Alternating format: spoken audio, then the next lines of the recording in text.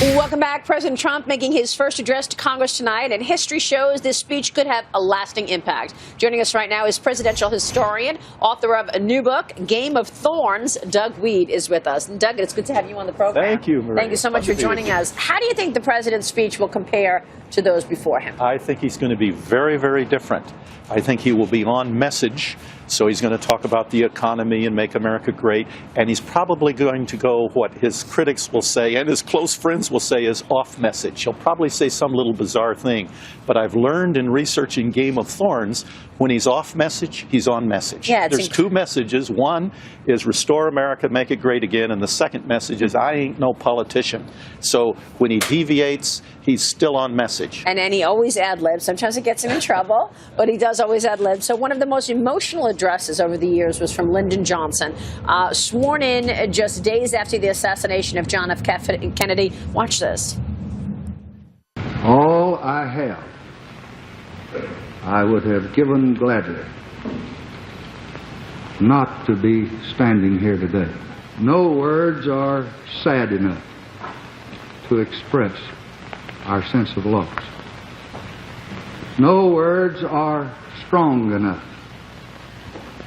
to express our determination to continue the forward thrust of America that he began. Obviously, this was an emotional moment in time, but explain the emotional impact that this had on the country. Yes, this was a very tough time for the country, a hurtful time for the country, and for Lyndon Johnson personally. This was a devastating moment. He was a great man. He was a powerful man, a dominating force in Washington, but he was now destined forever to live in the shadow of John F. Kennedy, this young upstart who took power. So personally, this was a frustrating moment for Lyndon Johnson, but he knew the role he was destined to play by history, and he had to play it. Look, we're expecting to hear a lot about the economy tonight, obviously. Tax reform, rollback of regulation. That was something President Reagan brought up during his address. Let's take a look. Almost 8 million Americans are out of work. These are people who want to be productive. The threats of layoff and unemployment hang over other millions, and all who work are frustrated by their inability to keep up with inflation. We must begin now. The people are watching and waiting. They don't demand miracles. They do expect us to act. Let us act together. Act together. Your thoughts? Yes. Reagan gave one of the few joint speeches to the joint sessions where he actually did what he said he was going to do, and I expect Donald Trump to be that kind of president. Most of these speeches, when you study them, they'll give the speech and they do the exact opposite. It's uncanny. But in this case, I think Trump, like Reagan, is going to do what he's telegraphing.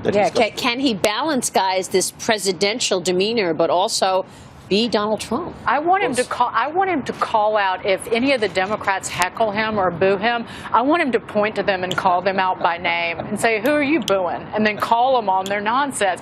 I would actually love to see that. It's not presidential, but it could be Trumpian. And I'd like to see him say, "Okay, Congressman such and such, you're with a legal immigrant that's done terrific things in this country. That's exactly the kind of immigrants we want." Right, exactly. Just right. Why couldn't you do that? Exactly. What I'm looking at is, are there undertones of Andrew Jackson? This is what we got in the inaugural, right? Steve Bannon was very involved in this speech that had a lot of, America First nationalist undertones that harken back to Andrew Jackson. Do you think we're going to see that in this speech, or are we going to see a different kind of president? Well, we're seeing it in his handling of the media, because Andrew Jackson was devastated by what the media did to his wife. They killed his wife, and he hated the media, organized his own network of newspapers to oppose them.